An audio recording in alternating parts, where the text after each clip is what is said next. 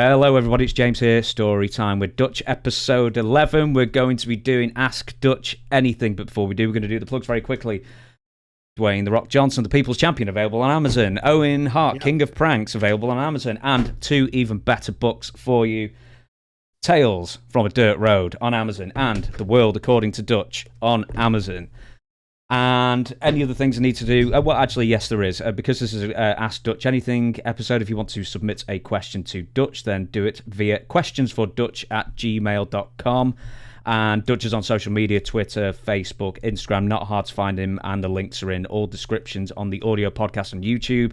And 5 stars on iTunes if you'd like to as well. Yes, sorry, Dutch, I was rambling. And a new website coming, dirtydutchmantell.com. Should be operational maybe right now. Maybe check it out. Right, and if you can't get in, what is it's going to be operational soon. So what's the timeline on it? Well, I would say possibly 2 days from today. That'd be a Monday. And what date would that be? Man, as we record that's really hard to work out. So this is coming out on Friday. I don't know. It'll be out soon, though. We can promise people that soon. Just go over there anyway. And if you can't get in, just go back to it tomorrow or the next day. Okay, just keep going to it till you get in. Just wait near the velvet rope, and sooner or later it will open and let you into the wondrous new world.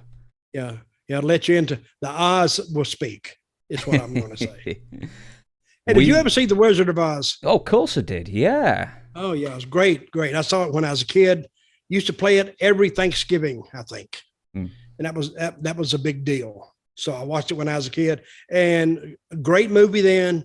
Still a great movie now. You know, when we sit down to do podcasts, and I think people that listen to podcasts, and I brought this up to you before, it's like me and you get in a car to make a trip. And it's just me talking to you, you talking to me, and the listener, of course, is in the back seat listening to it. And, you know, I like to listen to two people just talk about something, and I'm just in the background. And so, and I like to hear them go back and forth. And that's what my vision of a good podcast is. And mine as well. I do try and be quiet as much as possible because, as I always say, no one's listening for the host. I can only ruin it. I'm now going to. I'm seeing that guitar behind you, and one day soon, we got to hear you play something. What would you like? I don't know. Stairway to Heaven, maybe. We'll play. We'll discuss it. And we got to promote this. I mean, you can't just say, I'm going to play a song. We got to promote. You need to ask your fans, what would they like to hear? I know a simple song. Someone wrote in and said that you once played something like Ghost Riders in the Sky on Memphis TV. Well, it was called Wildwood Flower, which is a country classic. And I did play it on TV, and you can still find it. I mean, I used to play guitar before I found out I couldn't play the guitar, but it was presentable. I mean, you know, somebody, if they pick up a guitar and they strum it and they play, you say, I didn't know you could play, you know. Well, if people say that to me, I say, well, you were right the first time. I can't play, but I attempt to play. So, and I mean, what fascinates me is some of these guys who can really fram them. I mean, who can really go down. I don't know how much practice that took, but it's more time than I would ever have to do that. So, and just matter, if you had a career as a guitarist, what if one of your fingers got chopped off? Your career's gone. You can never play again. So, and I've heard of guitarists insuring their fingers. I'm trying to think. You know that? I'm trying to think if like maybe you could move on to the banjo or something. There's something that's got less strings. Well, yeah, but you still got to do this unless you learn to play with this hand, which is what actually, in essence, is what Randy Savage did one time. He started as a pitcher till he threw his arm away, and then he learned to throw with his left hand and became a shortstop. You know how much athletic ability that would take and how much practice? Because Savage was a tremendous athlete. He was kind of bonkers upstairs. I loved him to death. But I mean, Randy, I mean, we're just talking. Yeah, watch that red light. You're coming up. You're driving. I'm talking. But Randy was, when he got to become the macho man, he was macho man 24 hours a day. I mean, when he took that gimmick, that was him. I mean, when you met him at 8 o'clock in the morning, he was macho man. If you met him at 11 o'clock at night, he was macho man. Randy Poffo kind of died out, and Macho Man took his place. And he even talked the same way. And, oh, yeah, man, yeah. And, you know, and he talked with his, you know, his. What, in the car he did this? Oh, yeah. You know, yeah, man. I mean, when I say 24 hours, literally 24 hours at breakfast. In the book, I write a story about Randy Savage in a Waffle House in Nashville on a Wednesday night. We used to run, that was the night of wrestling in Nashville, was Wednesday night.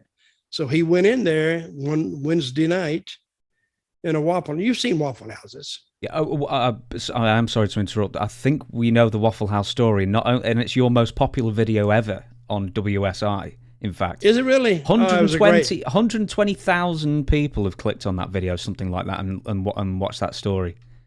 Is a great story, but yeah. But I'm so telling the people now who've never watched it. I mean, they need to click on that, and the story very shortly is he goes into Waffle House, gets in a big fight with the cook, and the police come and the dogs come and they put him in jail, and oh man, it's tremendous. But that was Randy being Randy. I mean, and if you just say, and what made Randy was, see, wrestling in Nashville wasn't that strong when I got here. It had been in the past, but you know, territories go up and down. Well, when me and Randy got there, and so it's like you're running your channels back in the day, you didn't have that many. Click, click, and then you run across Savage. Oh yeah, man. And then you click one and you say, wait a minute, what was that? And you click back. Oh yeah, man, macho. You have to watch him because he got over instantly because he was so different than the other wrestlers they had ever seen at that time, and very, very entertaining. I remember I wrestled him one night in Nashville, and this is just a short story. The match was so good when I left, the guy said, here's for your efforts. And this was this is 30 years ago. He put a bill in my hand because I'm blind as a bat. I couldn't tell. So I just put my hand around it, got to the back, and guess what that bill was? I'm expecting a 10, no more than a 20. It's a $100 bill. A $100 bill back in those days was like a $500 tip today. I'm saying, what the hell? I said, the guy must have really enjoyed the match, or he had a bet on it or something. But he give me $100. So, but I really enjoyed all the matches I had with him, because if you went in the ring with Randy, and I know this is, we're not scheduled, I'm just talking. If you went in a match with Randy and you weren't prepared, he'd beat the living crap out of you. Because if you left your aggression in the dressing room, because he brought his every night. He was wired to the string. Ding. It was a tightly wound string. And unless you could stay with him, he would just beat you up. And he would, and I don't know, it seems like somebody would have to get really amped up, maybe chemically amped up, to have that much energy focused at one time. And that could have been a possibility, you know, but he was ready to go at all times. And if you weren't ready to go with him, too bad.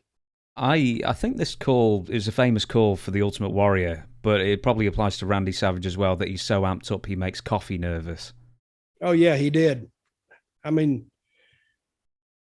Sometimes I'd look at Savage and he would just he's ready to explode, you know. And he may have, and the Warrior was like that too. So Warrior, he's a little bit different. He was wired a little bit differently too, but he wasn't wide open like Randy was. You know, I mean, his body would be, but in his talking and all, Randy. And it occurred to me one time, you know, Randy, especially in a town like Nashville, southern town, people weren't used to seeing his type around. It's a wonder he didn't get shot.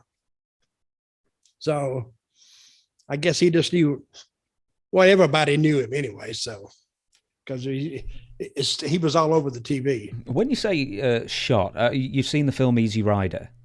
Yes. Yeah, you know that scene where they're in some cafeteria somewhere and there's a couple of locals who are looking at him and they've got long hair and they're just going, they basically just call him a load of names and basically threaten to kill them.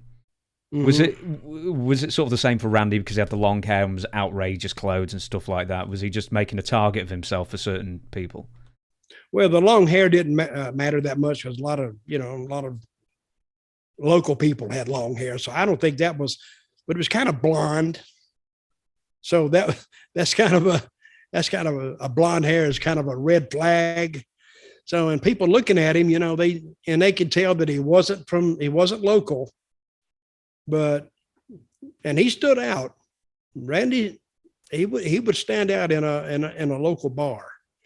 So, but Randy, he was so amped up that it was almost like a defense.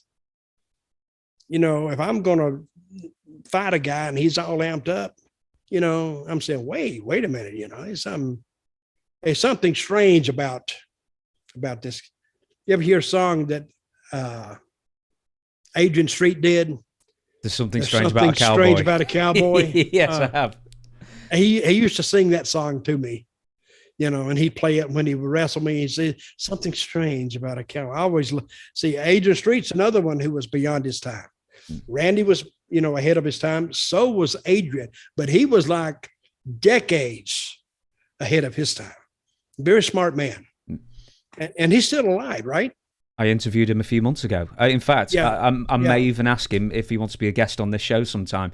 The only problem is, I think he's a bit deaf and he's got a really bad setup at home, you know, for audio. So I think that's why he's got Linda behind him, basically shouting the same questions that I've just asked. Mm-hmm. I loved Adrian. Great guy, you know.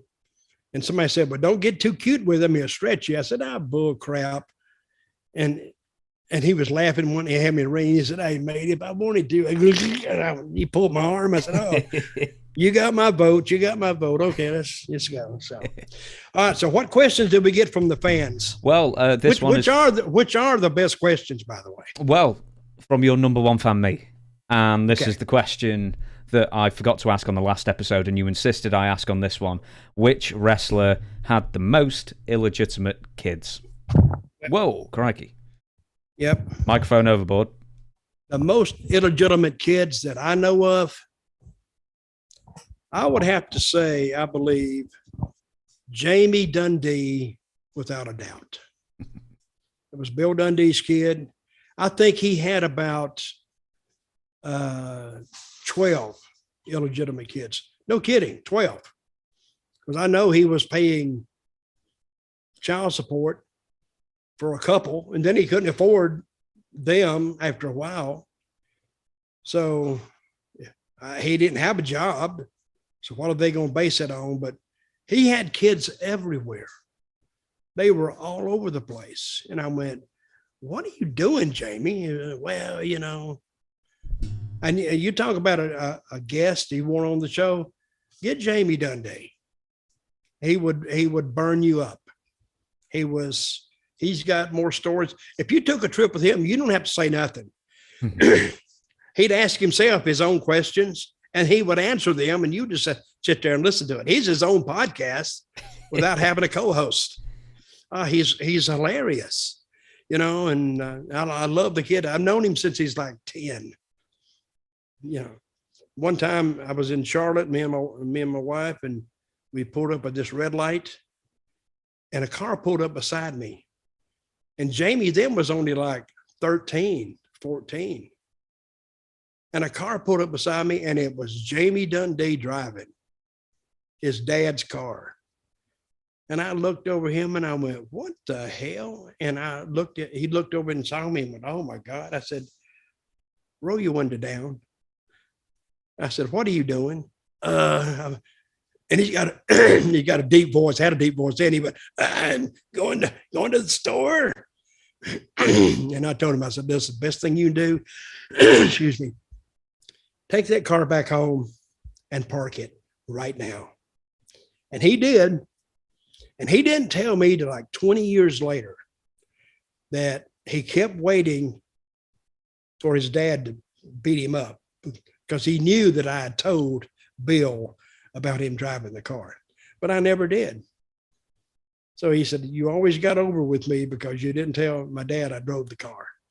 So he said he went home that day and he's waiting, for his dad to say something. Dad didn't say nothing. He said, oh God, he'll tell him today and I'll get it today. But I still didn't tell him. And then after a couple of days went by, he said, well, maybe he didn't tell him, but I never did. And he never got punished for it. He said, and you was over with me, he said, after you didn't tell him that I drove the car. And he said, I never expected you.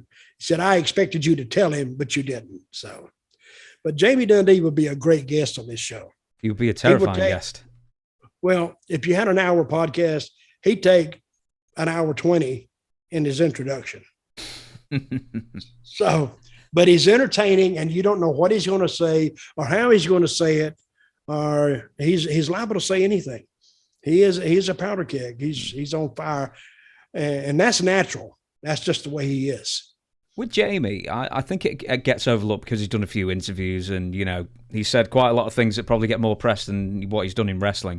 But he's got a ton of great stories. But also, can you give me like a summation of him as a wrestler? Because I actually saw him more on WWF TV wrestling, and he was great. He was a great weaselly little bad guy that you just wanted to see beaten up. I think if WWF had taken the time with him and Wolfie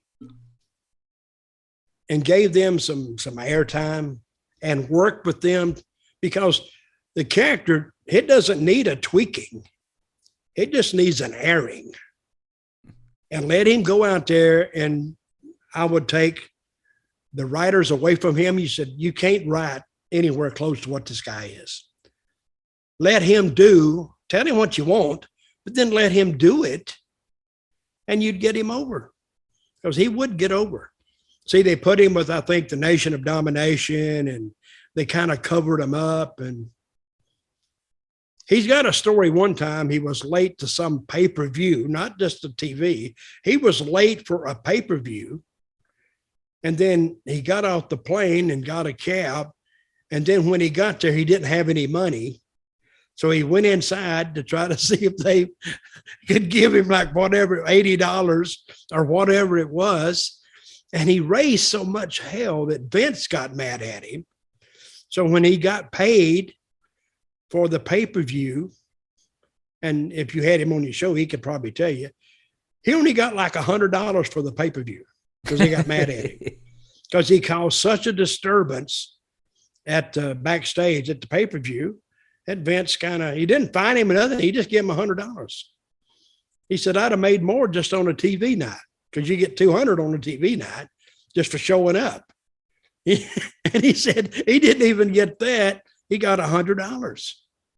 I said, wow. So, and Wolfie didn't have, and Wolfie got $100. and Wolfie didn't have anything to do with it.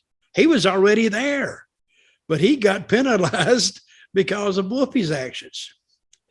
So you need to call him, and that would be one podcast I'd have to listen to. Would you fancy doing the interview? Oh, I could do the interview, but because I know a lot of things to ask him. Oh, he's too much. But he's got the most illegitimate kids that I know of. And I'm saying 12. It may not be 12, but it's close to it. Maybe more. I don't know. He must have bad timing, man. He needs to practice that withdrawal method. But anyway, we'll move on to the next question. And the first one from a fan, and it's Darren Walker, London. Hi, Dutch. My question for Dutch is, does he ever think we see Tessa Blanchard back in wrestling, in a Major League Wrestling, I imagine? She just got released by WOW, and if Dutch was hiring talent, would he sign her to a company? No. Because her background is too spotty. I mean, if she's going to, and I've met her once, very nice, very, friendly and cordial to me. But I've just heard stories about her from the other girls. And these stories just don't start because of no reason. There's got to be some substance to it behind the scenes. And there were some things that she just acted not weird, but started trouble because she would talk about girls or something along the line. But she is not, as far as I know, she is not one of the most favorite female performers out there. And would I hire her? I don't think I would. I think she's toxic in the dressing room from what I've heard. And I don't know. I don't want to deal with it. No. I interviewed George South a couple of weeks ago. It's not up yet, if you're wondering where it is, or actually by the time this says maybe it is. But George South trained her, and he basically took up for Tessa, and his argument was that she was trained old school and she just cares too much. And that's maybe why she maybe can come across as like abrupt or that kind of thing to other people.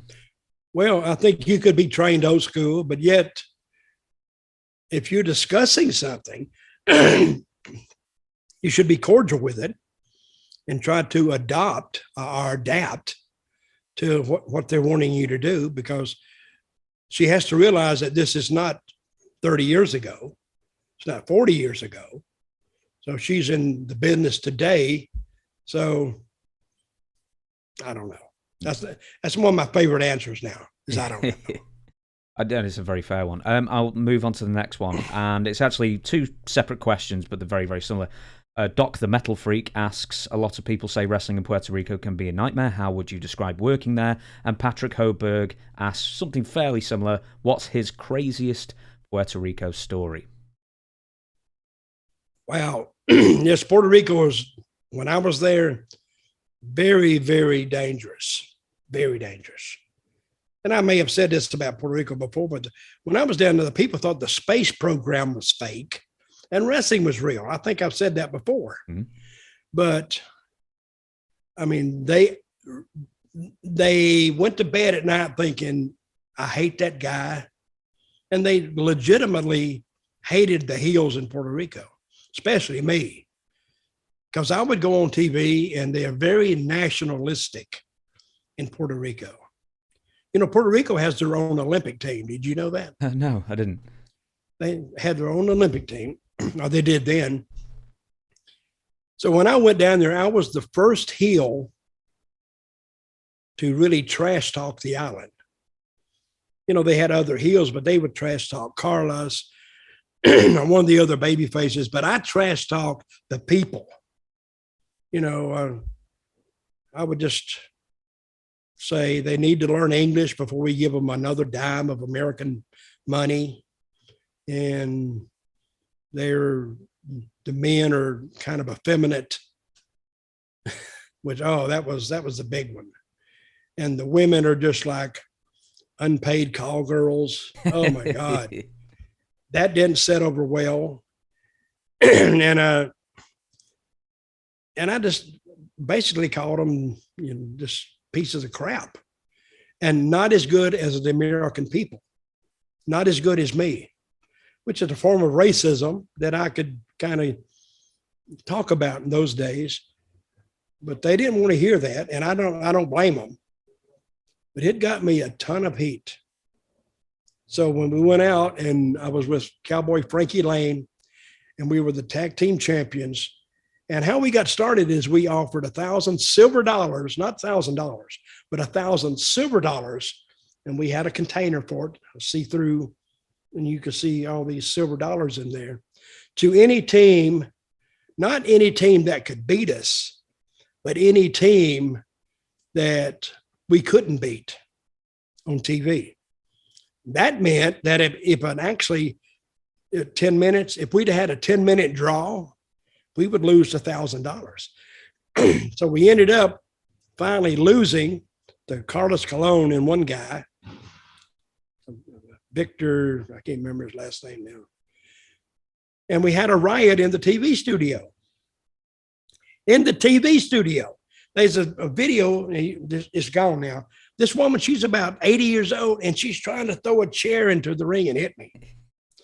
So, and then when you go to these stadiums, they would put their main event on fourth, which I thought was the stupidest thing I'd ever heard in my life.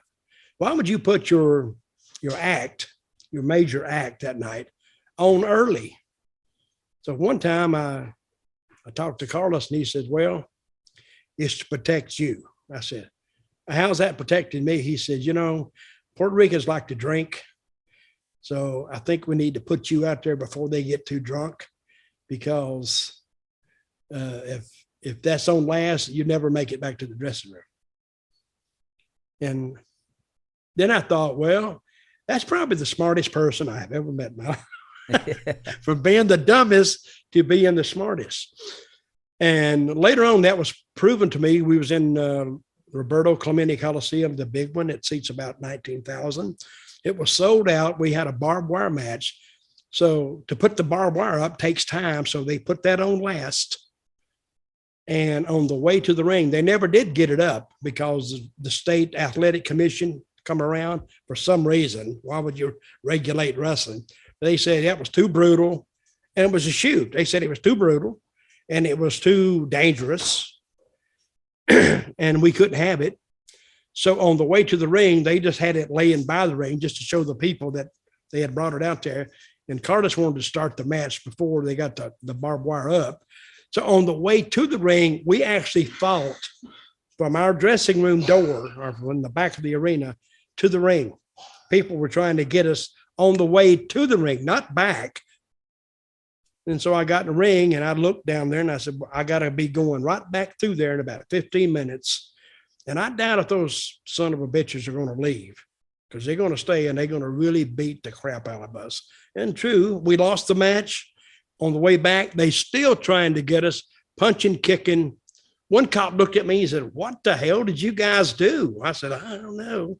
It beats me, because somebody finally filled him in. But it was that morning, and that was a Saturday night. And the matches, Puerto Rican matches, they run long anyway. It was about 12:30 when we got back from the match. No wonder they were drunk. They've been drinking since 7 o'clock.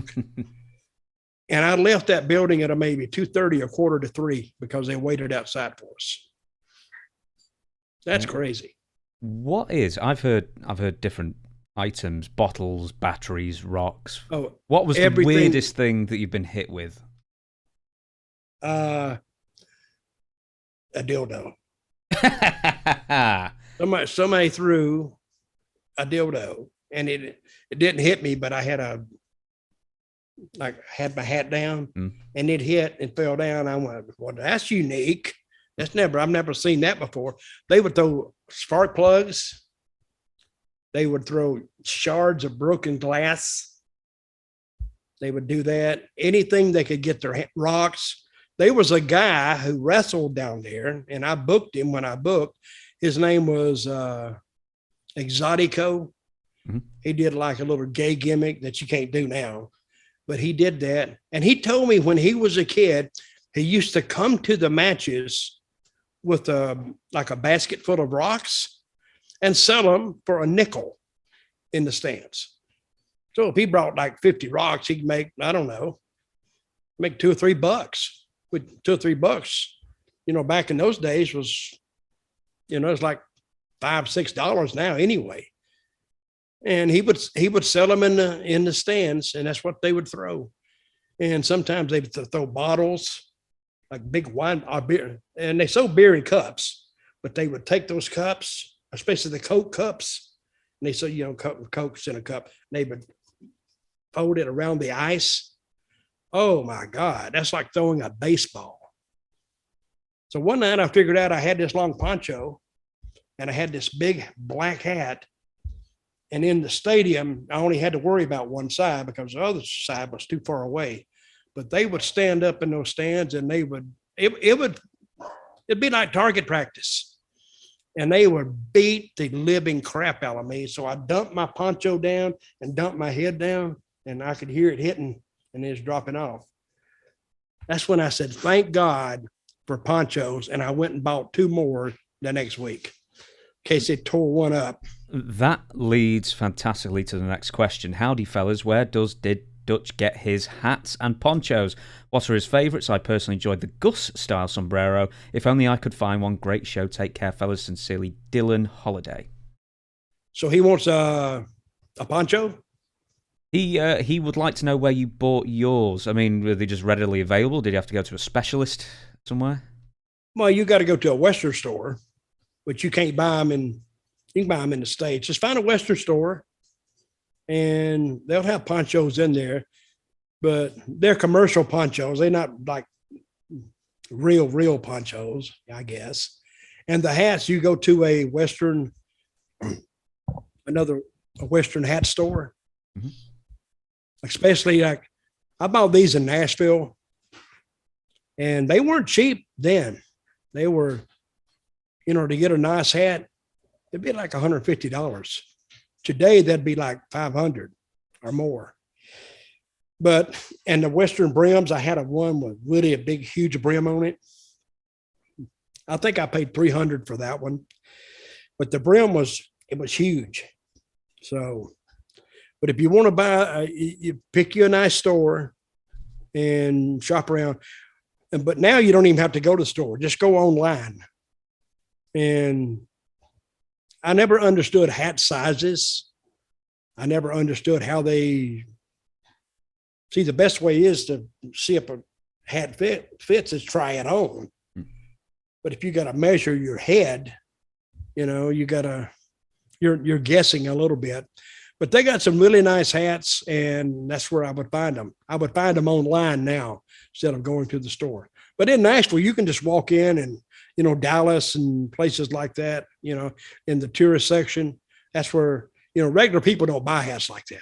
Tourists buy them, and because they're expensive. So you go in there and try them on at different colors and different bands and everything else. Did the super wide brim hat have a special name that people could search for and say, I want that kind of hat? It did have a special name, but I cannot remember what the name was. No. And we're talking about 35 years ago, or more, probably more. Yeah, 40 years ago. So, but I don't know the name, and it may have changed anyway. Just look around, you'll find it. Look around and you'll find it. Great advice. JT Edwards, was Abyss doing the Black Hole Slam before you gave him the Abyss gimmick, or did you suggest it to him? Where did this move originate? Abyss was the first one I saw using it. Either way, I think it's one of the most badass finishers ever. I think he developed it. I didn't give it to him. I did give him the name, and I did give him the gimmick. And I was bringing him to Puerto Rico.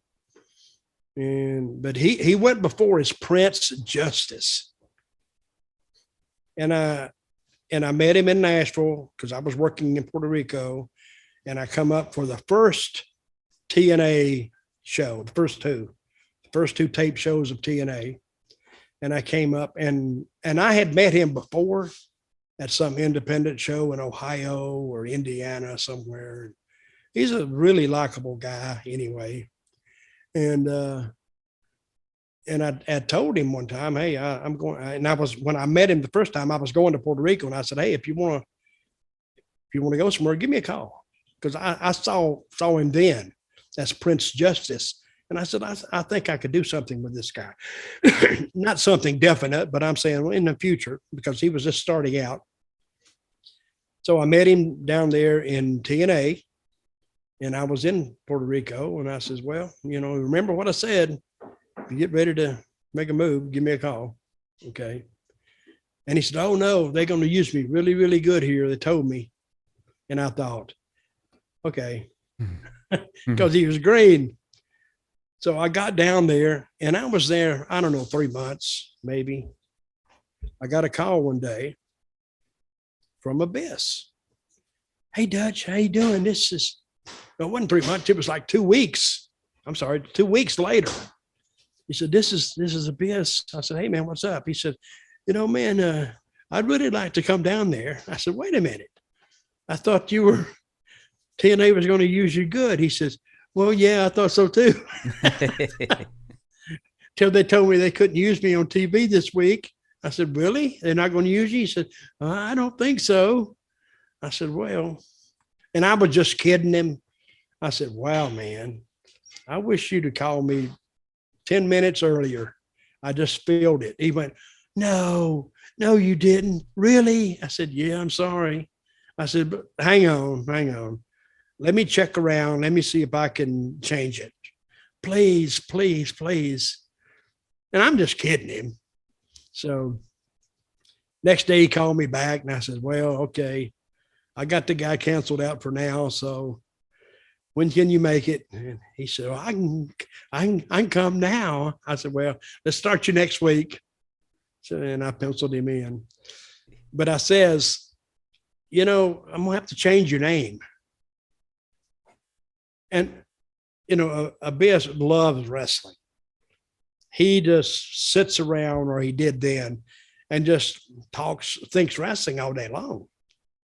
I called him an idiot savant one time, but an idiot savant about wrestling, because he may be not know a lot about other things, but he knew a lot about wrestling. But anyway, I was just kidding him anyway.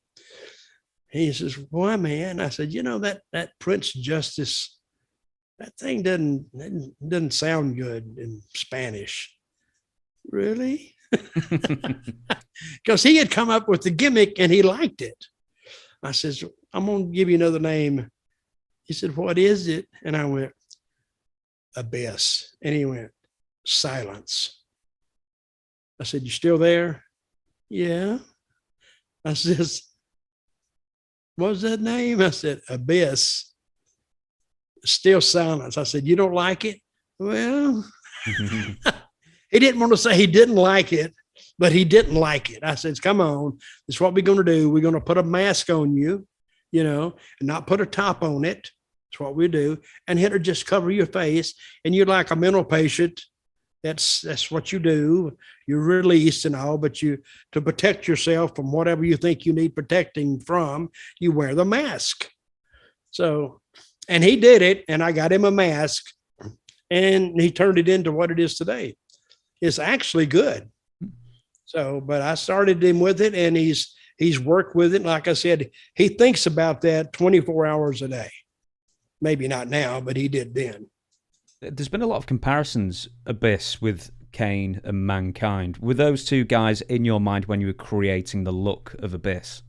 A little bit, except he just had especially Mankind, because he was kind of a mental patient too, but he was a mental patient that kind of talked, and Abyss never really talked. So, and the first night he was in, he was over immediately, because I sent him to the ring to interfere in the match with Savio Vega against Shane the Glamour Boy. And he was really, really over.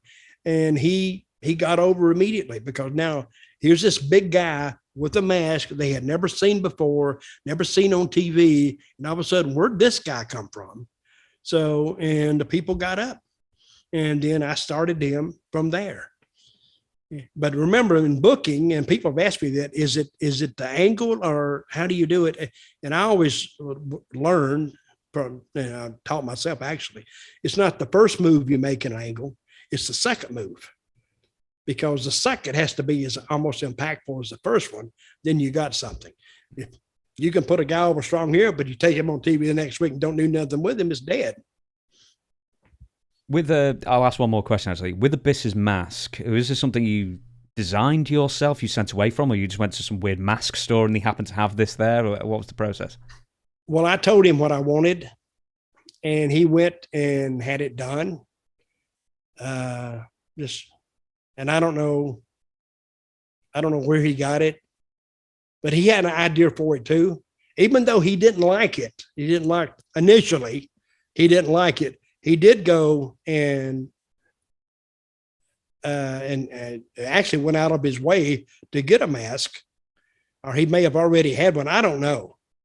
But when he brought it, it fit, because he could have used anything in that gimmick. It didn't have to be a certain style or anything, and the way he dressed, and it was black leather and a little bit here, and the rest of it was brown leather. But he went out of his way and he got exactly what was needed for it. So I applaud him for that, because even though, like I said, he didn't like it, but yet he did everything he could to get it over. Which after you saw him work, he didn't need that much. How did you communicate with the Puerto Rican fans of the entire Abyss character? Did he have a manager? Did you run vignettes? How did you? Yeah, he had a manager. He did, and he didn't say anything anyway. He just went on TV and he would just do his head like this, and he'd make this and. But see how you keep a character like that over, you got to put him with your top baby faces. And he's got to look strong. He has to look like a threat. So if he's a threat to them, and he's a threat to the fans, and they'll buy him seriously. And I never did anything stupid with him, never. Because you can't put a serious performer or serious wrestler in the ring with a cartoon character, like we were talking, I think, before about the guy on Rampage. What was you talking? What was his name? Oh, not Darby Allin, was it? We were talking about Darby Allin. No, Orange Cassidy wrestled. Yeah. What's Wardlow. the guy? Wardlow. You can't take a serious gimmick like that and then make it like a laughing stock, because now you've lost all the effort you put into him before. But they bought him very, very strongly, and he drew some money there. This next question may have a one-word answer. Adrian asks, would you consider taking a job in booking again? No, I would not. Okay. And I'll tell you why. Okay. What's the guy's name? Adrian, listen up. Don't ever go into booking, because it is the most thankless job on the planet. And I have said this before, because say you go to a territory, if they still had territories, and you got it up, it's not you getting it up, it's the talent. Oh, the talent, they're on fire there, completely forgetting that the booker has written all this stuff out for these guys, and who to book where, and who to put over, and how to gauge it and how to time it. And it's the talent. But let that territory all of a sudden go to hell, not drawing any money. You're the dumbest son of a bitch God ever created, because the talent, you're not booking the talent right, and you're not, which is probably true, but you don't need to get all the blame if you don't get any of the credit. But yeah, and it's a 24-hour job too. And I can imagine what WWE is, because Vince, he'll get those writers up in the middle of the night. He'll come in from 3:00 from a workout and say, I don't know, let's have a meeting, call them up, let's get them to my room. And he'll get them out of bed. And they'll come down there in pajamas or whatever they got on. And he'll just tell them, I don't like this and I don't like that. And why did you do this? And this don't make any sense. And let's rewrite this whole thing. That's not my idea of a pleasant working environment. And Vince, he takes all of his frustrations out on those writers too. He didn't take it out on the talent. He takes it out on the writers. And, for me to get actually cussed out, not cursed, but cussed. Cussed is a rougher version of being cursed. If I'm going to get cussed out, I want to be making a lot of money. And they don't pay the writers that much money to get cussed out like that. I'm not going through it. And I don't have the time. And even when you go to TV days, like a WWE writer, everybody's supposed to be there at 2. They're there at 11. Then they can't leave. Everything is finished at night. They better not leave early because he'll want to see you. And if he wants to see you, Vince wants to see you, and all of a sudden you've gone, well, that doesn't sit well either. So, no, I wouldn't want another job back in any booking department, period. I interviewed, as you know, I interviewed Road Dogg yesterday. He was head writer for SmackDown, and I asked him, tell me about a week in the life of a head writer. And it was a sorry tale of too many hours that he told me. So when that's up, by the time this is up, that video will be out as well. So I encourage you all to go and watch that. The next question is, in your opinion, this is Michael Greer, excuse me, who was the least believable wrestler and why was it Greg Garnier? Well, I knew Greg Garnier's name was going to come up in there, but Greg Garnier looks like Luthez compared to the guy I'm going to mention. And his name is George Gulas. The world's, not possibly, but definitely the world's worst professional wrestler. And he was Nick Gulas, and let me tell you why. Because Nick Gulas, and he was a big gangly thing too. He was like 6'5", but the most uncoordinated human being you can imagine. You know, now he played basketball, and to play basketball, you got to be coordinated. He was horrible at basketball too. Oh, he could shoot a few shots, and but other than that, he was terrible in the ring. He had no shoulders. He had legs and ass, mostly is what he got. No chest, no shoulders, no arms. His body looked like it started like at the midway point of the belt line. His legs were okay, but the top and his face, I mean, it wouldn't incite fear in a 3-year-old kid. I mean, he didn't look the part. He didn't look tough. He didn't talk tough because he had a lisp. And when he did interviews, you could hear his lisp. And he didn't sound threatening or any. He was the world's worst. When I first went to work in Tennessee, they put me against George, and I said, I can't work with this guy. Well, he's the owner's son. His owner was Nick Gulas. That was his son. I said, I don't care if he's Nostradamus' son. I don't care, because not only I said he's not over, and he's going to make sure that I won't get over. And I raised enough hell against him. So when I would go in the ring a few times, I worked for him about maybe twice. I just beat him up. I would hit him hard, not really, really hard, but I was, and he'd look at me like, oh man, that's a little hard. I made sure that he didn't like working with me. So that he wouldn't say, oh, well, put me with Dutch. I didn't need a job that bad, but he is undoubtedly one of the worst professional wrestlers God ever created. And I don't think God created him. I think the devil created him, because I think he invented him to put a curse on the rest of us for some reason. He never drew any money.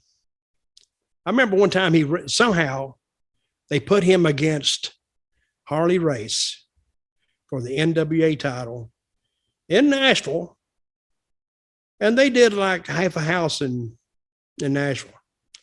The house, the building would probably seat about 1,000, maybe. I bet they had about 300 people there for the World Championship. Because nobody thought that George was going to be world champion. That'd be a slap in the face. And finally, one guy, they was outside the ring fighting, and one guy attacked George, a fan. You ever hear this story? Vaguely, I don't know how it goes. The fan attacked George, and Harley Race had to pull the fan off and knock him out. And they took it back in the ring, and now it was horrible. It was embarrassing. It really was.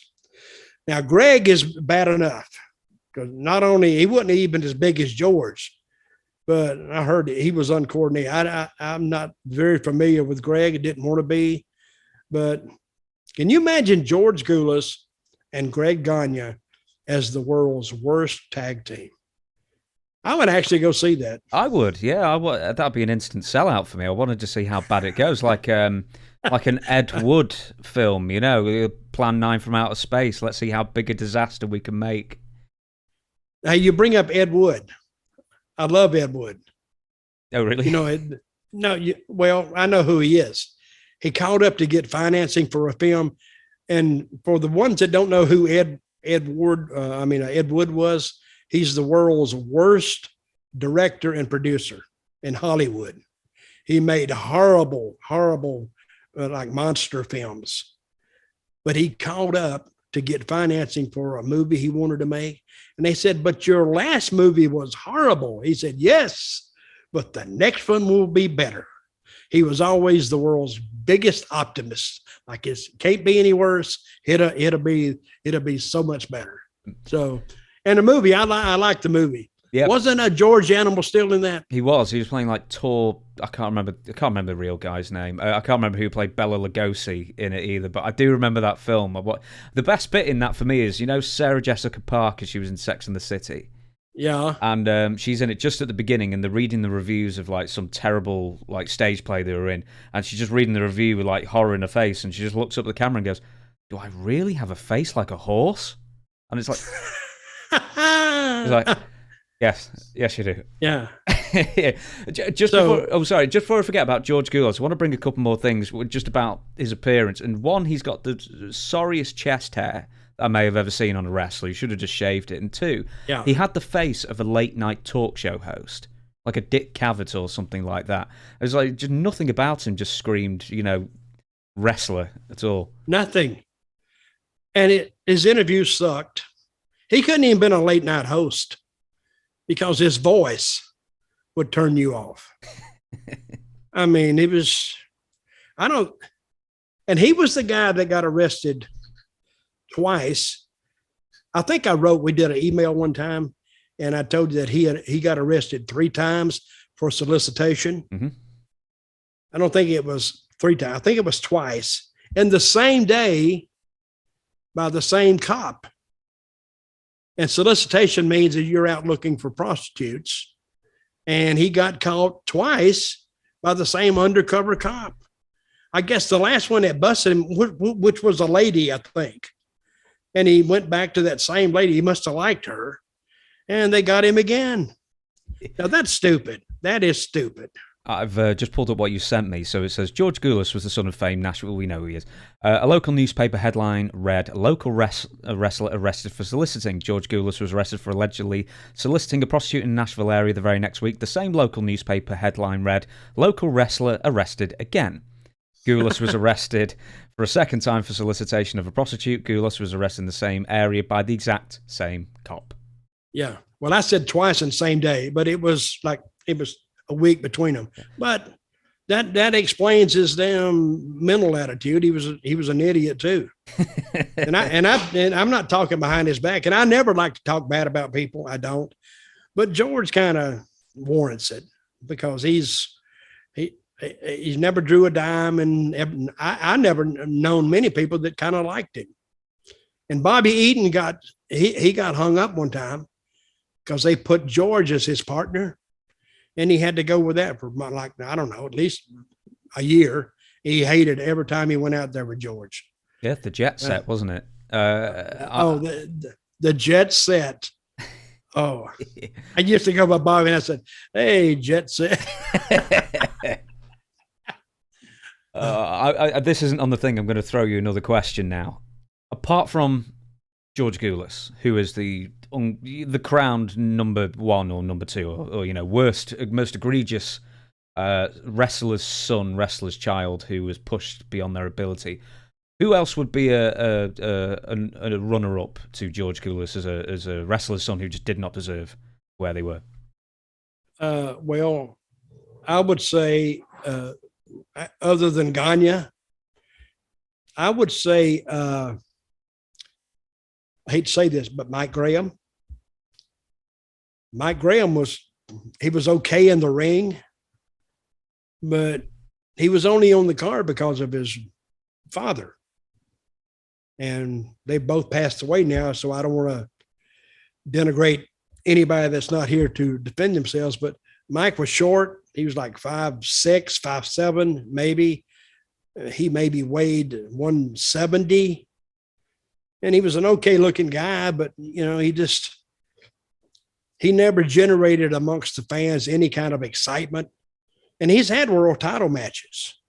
They tried to put him in line for that, didn't draw it. He never drew a dime. He ended up being a backstage producer for WCW, and a lot of guys didn't like him then because he was kind of cocky. And but he didn't deserve getting a world's title shot. I mean, and his work wasn't bad, but it wasn't good. Nothing flashy, nothing stood out about him. And his interviews were, you know, like he was just talking like I'm talking right now. I mean, he's not like Dusty, whose interview would walk you through the door. But I would have to say Mike Graham at this point. He once in an interview, maybe on WWE Legends of Wrestling Roundtable or something, he once claimed that he was like 220 pounds. I was like, really? No, not when he wrestled. I don't think he was 220.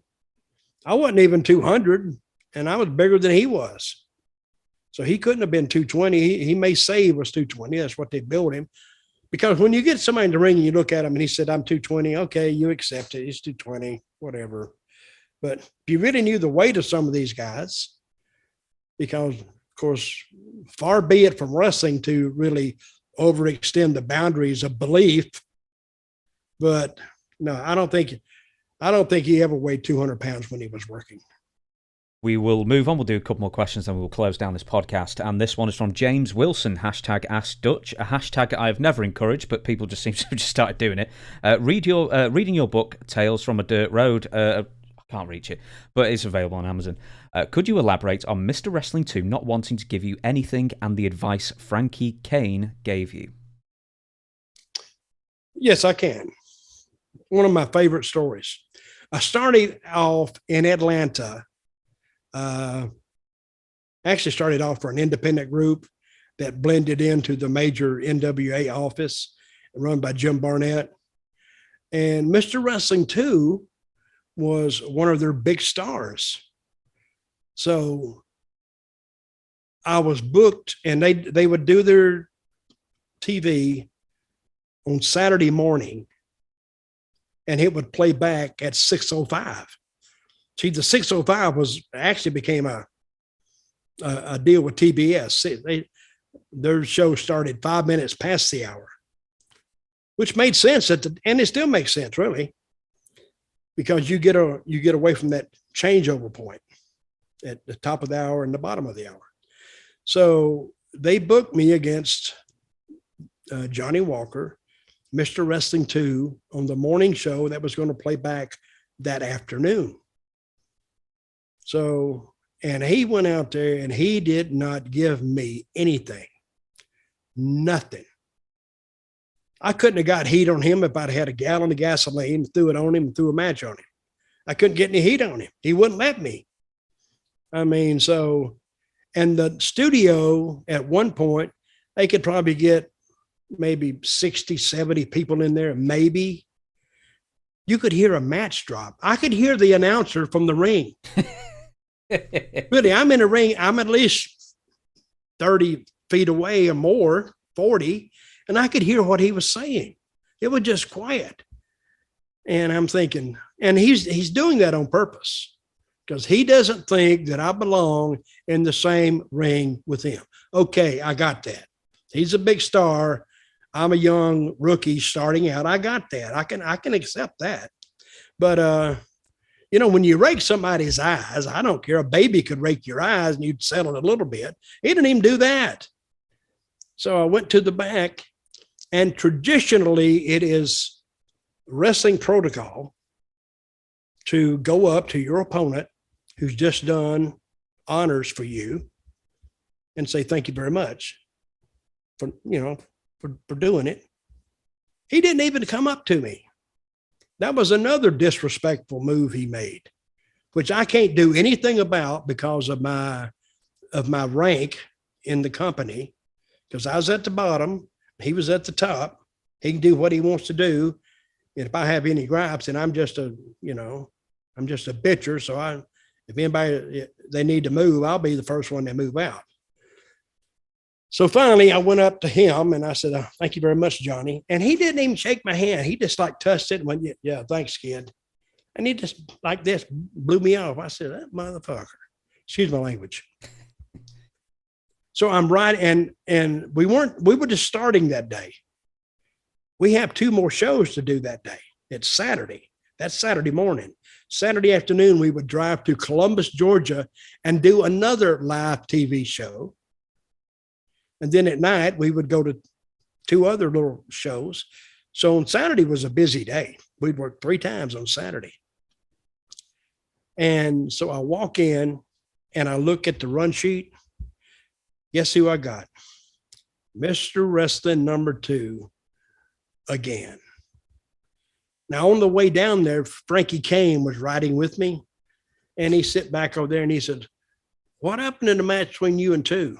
I went, nothing. Why? He said, oh yeah, something happened. I said, no, nothing happened. He said, yeah, something happened. He didn't give you shit, kid. I said, well, and he says, you'll learn. I said, okay. So we drove down. But when I saw I was booked against 2 again, so Frankie called me to the side. He said, look, let me tell you how to fix this. He said, you want to fight him? I said, no, I don't want to fight him. He said, well, do this. He said, just tell him to take a headlock, take you over. And he said, lay down. Just lay the hell down. And he says, even in his damn head, when nothing's happening and the people are quiet, don't get up. I said, what to do? He said, watch.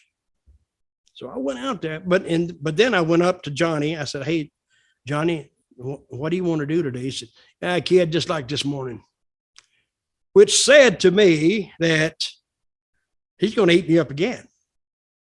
So we got in the ring. Of course, people cheered wrestling too. He was over. And we locked up. I called a headlock.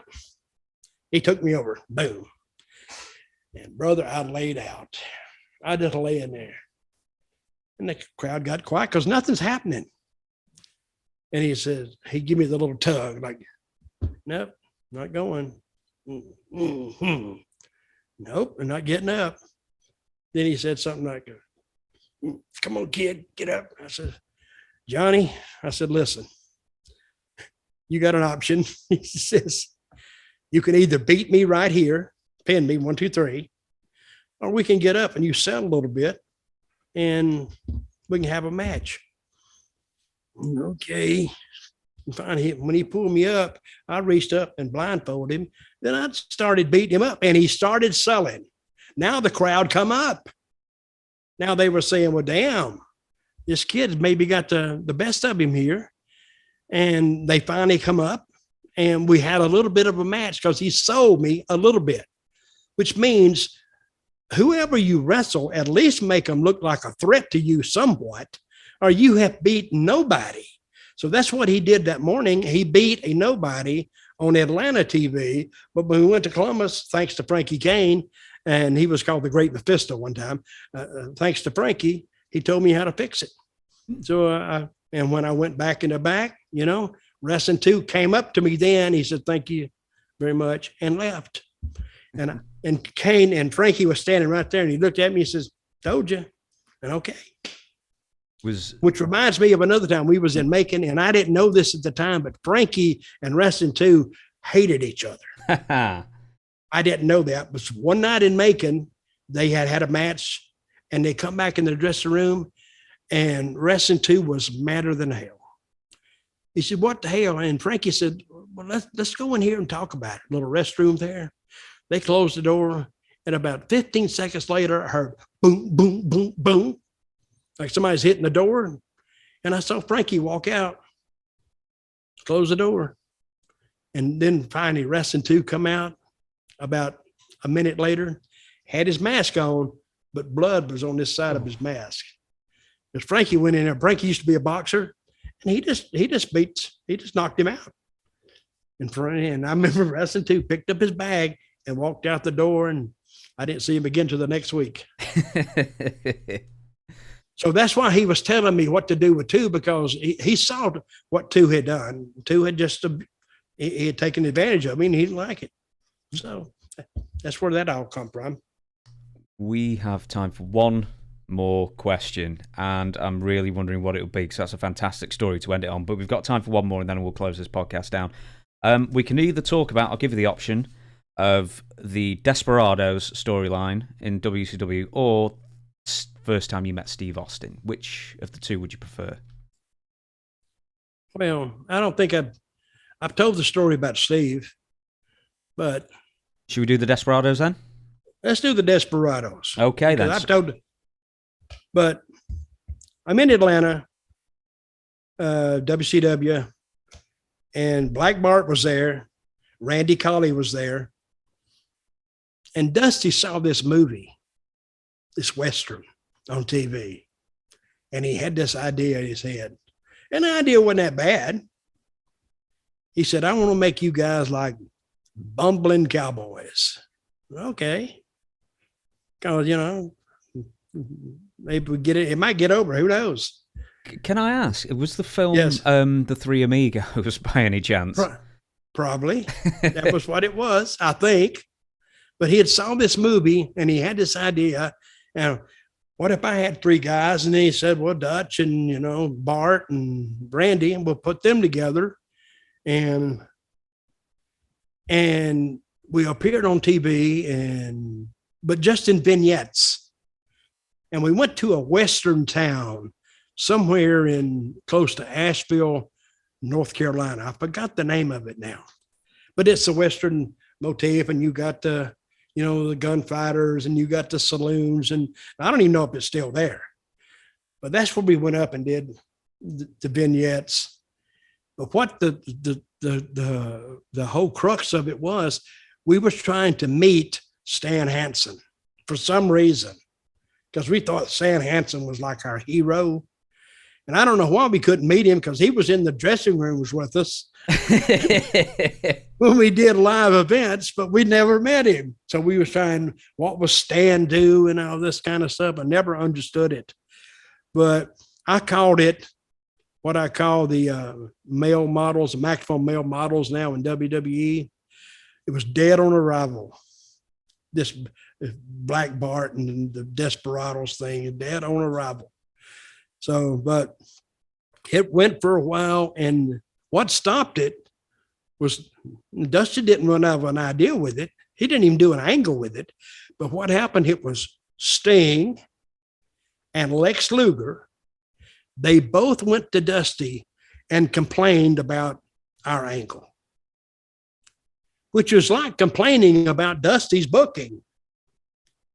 And he didn't like their criticism, but he didn't change it. He just stopped the Desperados. We never worked one angle out of that. Of course, it wouldn't have drawn much money anyway. It possibly could have, maybe, but it was a comedy gimmick to start off with. Hard to make comedy into real life, to a real life angle, that you're not going to make money off those comedy angles. But I enjoyed doing it. It wasn't hard. We didn't have to do anything. I didn't have to take any big bumps. I just had to go out there and just stumble around a while. So that was it. And that's how the Desperados, we went in there on a whim and left because Sting and Luger got pissed off at it. Not at us. They didn't like the Cowboys, because I think this is what I perceived. They thought that Dusty would put them against us, and they didn't want to do it. I think that was the reason, because I can understand that too. I've been rubbing my eye at you for the last minute. How many segments were filmed? About 3 or 4. And they ran in vignette style. One would run one week, and then the two. I think we did about 4, and I think we did them all on the same day. Around that, I forgot the name of the town. I'll remember eventually. It was Maggie Valley, North Carolina, is where it was. Oh, did someone just yell that to you then? No, my wife was there. She told me Maggie Valley. She's listened to it. But that wasn't the name of it. That wasn't the name of the place we were. I heard that the Desperados thing was cut short because Stan Hansen didn't like it, and instead of he just went back to Japan. Yeah, he didn't like it either. He just left, which was probably more of a, and there was no need for it then. See, but I don't think he left because of the Desperados. I think he left because of Japan. There was more money there, and he didn't want to travel like they were traveling. I mean, we were traveling like 7 days a week, and he wasn't used to that. He was used to going to Japan and maybe working, and he would go on 3-week tours, and he'd be off 3 weeks. Then he'd come back and he'd get on another 3-week tour. But he wasn't used to going 7 days a week, 7 days a week, 7 days a week. And I think by the time he started, he was only there about 3 weeks or a month. You know, and the old joke is, well, he didn't want to have anything to do with the Desperados, which is possibly true. He probably thought the same thing. They may put them with me. So it's going to be you three. Back in those days, they had to protect their Japanese standing because they didn't have a lot of TV coverage, but the reporters would cover it. So it was the reporters covering, and then a lot of people read them and promoters read them. And so he didn't want to have anything to do with it. I think that's why he left. I like the idea that Stan Hansen, Lex Luger, and Sting all thought that they would have to be teamed with, against the Desperados, and they all individually complained. Did you actually wrestle Stan on the house shows? No, never. We didn't. I think we were involved with him maybe one time, but I can't remember what.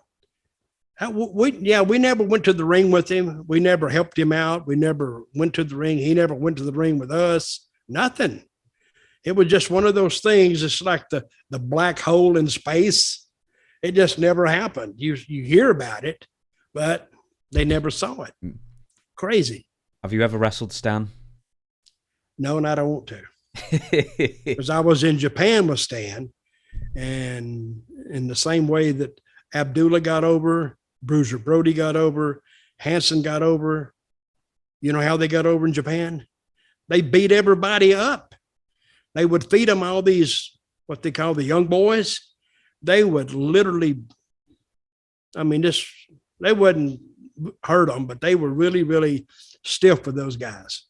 And then in the back, what would amaze me was Stan took somebody's head off with a clothesline, and Brody took their head off with the boot, and Abdullah dropped a big elbow. And when they got in the back, all the Japanese boys, just as nice as they could be.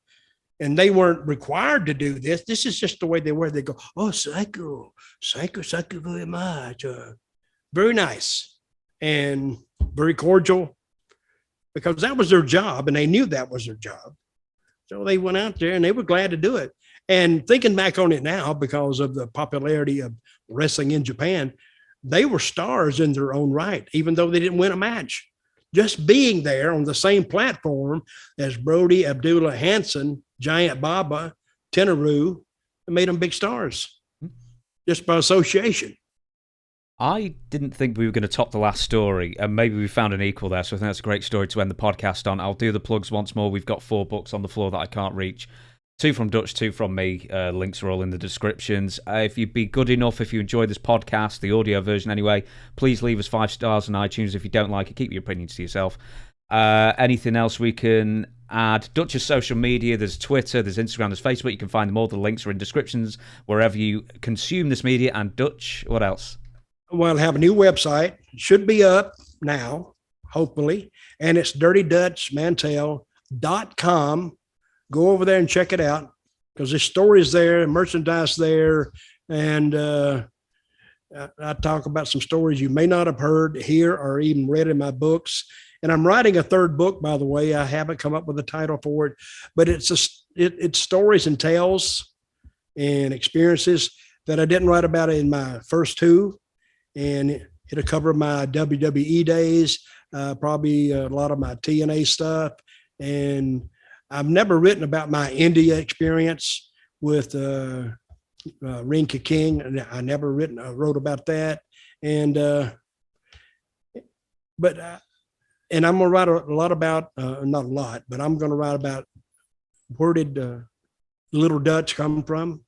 I'm talking a little bit about my upbringing, and that nobody knows, and I've kind of kept silent about for all these years. But anyway, when I get a title for it, I'll let you know. Check out my website, and we'll go from there.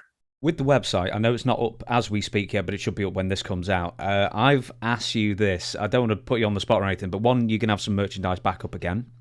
Is that right? Two, yes. Will we see Dutch on Cameo? And in fact, if anybody's interested in getting a Dutch Cameo, put it in the comments, email us. Let's see if there's an appetite for it, but would you consider that as well? Oh, yeah. Cameo is a story all to itself. I mean, talk about being lazy. I mean, how hard is it to sign up for Cameo? It's not hard at all. But yet, for some reason, and I forgot the guy's name that keeps writing me and asking me, hey, all you got to do is give me a yes or no, and we can go with it. But, yeah, if you want a Cameo with me, who I'm talking right to, you know what Cameo is. Let me know by the comments on there, or write me at Dirty Dutch Mantell at gmail.com and tell me there. And let's see if I'd be very interested to know the appetite for Cameo.